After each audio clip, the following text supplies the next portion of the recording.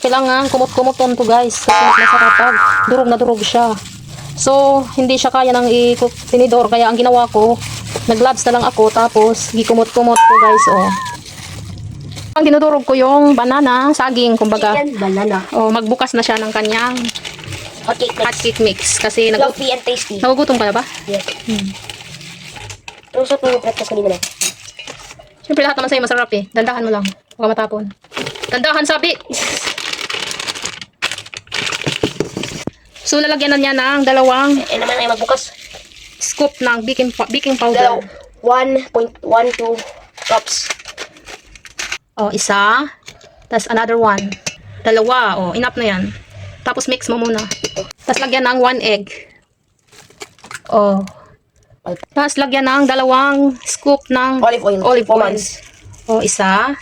Dalawa. Dalawa. Tapos water next. Tapos lagyan ng 3/4 cups of water. Ano mo ng 3/4 to? Siyempre. Tapos, i-mix mo na. O. Ayusin mo muna para hindi magkalat. O, ganyan lang. Kasi gutom na daw siya. O. Kaya, siya na yung mag-mix. Kasi sa akin, hindi pa ako tapos dito. Hindi, bored din ako. Bored din daw siya. So, ilagay na natin yung ating banana. Chicken, banana. Tapos, i-mix ulit. Tapos, hahalu-haluin mo lang siya. Ayan, ganyan.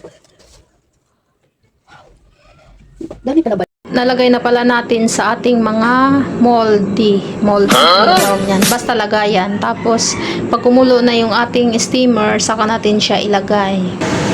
Yan, kumulo na siya guys. Pwede na siyang ilagay. Maliit lang yung steamer ko guys. Kasi ano lang to sa rice cooker. Pero okay na yan.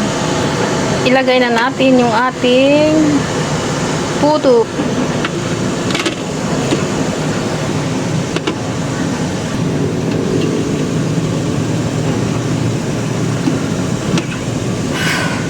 Tapos, hinaan mo natin yung apoy. Tapos, takpan.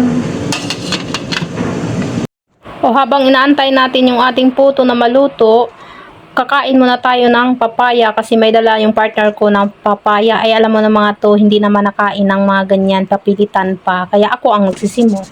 So, ayun na nga. Itong isa naman, pinapahugas ko ng mga hugasin. Tapos, tinuturuan ko kung paano siya maghugas ng kawali. So, balikan na natin yung ating sinalang. Ayan, ang ganda na ng lutak na. Luto na siya, ibig sabihin. So, ayan na, it's time to eat na mga my dear. Kaya, nandito na kami sa baba kasi dito na kami sa baba kakain. Yung isa tulog pa, kaya kaming dalawa muna kakain. Tapos, may tinira na lang ako doon sa likod para sa kanya.